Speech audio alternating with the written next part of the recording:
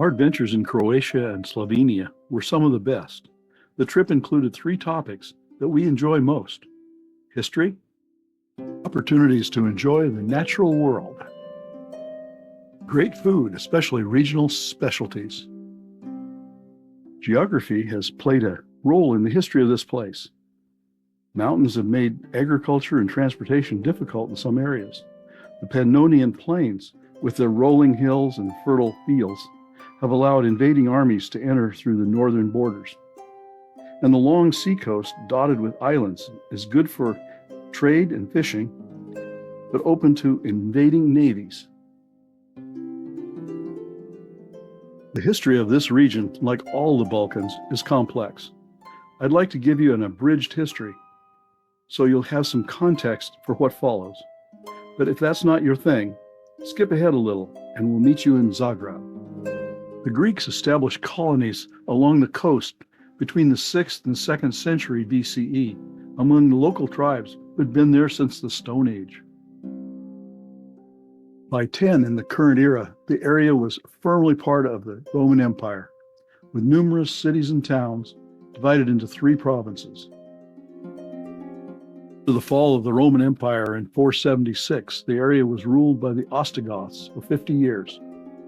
The Byzantines, under Justinian I, retook much of the territory of the Roman Empire by 555. Avars established themselves on the Pannonic Plains by 580.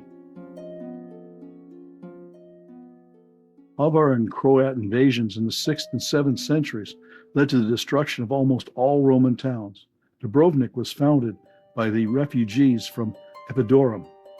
Croat settlers followed in what became known as the Great Slavic Migration.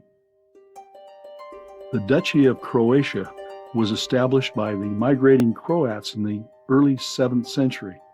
The duchy was a vassal state of the Byzantines and later the Carolingians until 879, when the duchy was recognized as an independent state by Pope John VIII. The Carolingian Empire, better known for its first emperor Charlemagne, dominated Western Europe, including today's Slovenia, in the 9th century. In the late 8th century, Lower Pannonia was established as a vassal of the Carolingian Empire, ruled by local Slavic princes. The Kingdom of Croatia was formed in 925, combining the Duchy of Croatia with what remained of Lower Pannonia after the invasion by the Hungarians. The kingdom's borders were disputed by the Carolingians, the Hungarians, the Bulgarians, and Venice controlled the Dalmatian coast. 1102, there was a succession crisis in the Croatian kingdom, and the King of Hungary was coronated as the King of Croatia.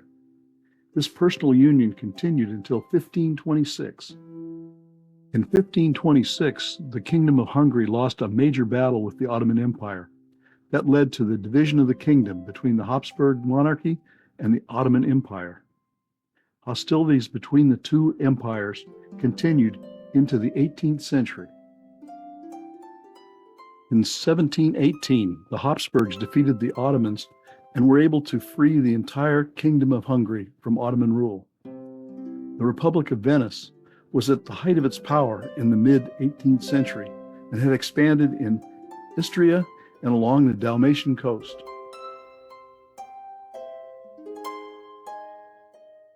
When Napoleon dissolved the Republic of Venice in 1797, the Habsburgs Empire was given Venice in exchange for Austria's holdings in the Netherlands. The Austrian Empire consolidated the Habsburgs' possessions into a single central government in 1804 in response to Napoleon's declaration of the French Empire. In 1809, when Napoleon defeated the Austrians and occupied Vienna, the French-controlled territory expanded to the Sava River. The French established the Illyrian provinces, centered in Ljubljana. In 1814, with the fall of Napoleon, the French-controlled lands returned to the Austrian Empire. In 1867, Austria and Hungary formed a military and diplomatic alliance under one monarch. In 1868, Croatian autonomy was restored. In the aftermath of the Russo-Turkish War of 1877-78, Montenegro and Serbia were granted independence from the Ottoman Empire. Bosnia and Herzegovina were occupied by the Austro-Hungarian army, and in 1908, the Ottomans ceded the territory to the Austro-Hungarian Empire. At the end of World War I, the Austro-Hungarian and Ottoman empires were dissolved. The Balkan states declared the Kingdom of Serbs, Croats, and Slovenes.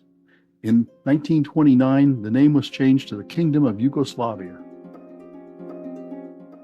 The Kingdom of Yugoslavia was invaded on April 6, 1941, and swiftly conquered by the Axis powers. The kingdom was partitioned between Italy, Germany, Hungary, and Bulgaria.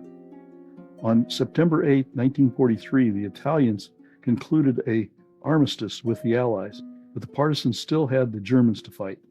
On April 8, 1945, the Germans surrendered unconditionally and the war was over. In the kingdom's liberation, King Peter II was deposed and the monarchy ended. On November 24, 1945, the Federal People's Republic of Yugoslavia was proclaimed, led by Josip Tito. June 25, 1991, Croatia and Slovenia declared their independence from Yugoslavia, and the Socialist Federal Republic of Yugoslavia was dissolved in 1992. But the Yugoslav wars continued until 2001. Today, Croatia and Slovenia are members of the EU, the Eurozone, and NATO. Thanks for sticking to the end. Of course, there's so much more to the story. Palace intrigue, wars, and battles. My telling was very abridged, but hopefully enough to help you explain some of the places we'd like to share with you in the video.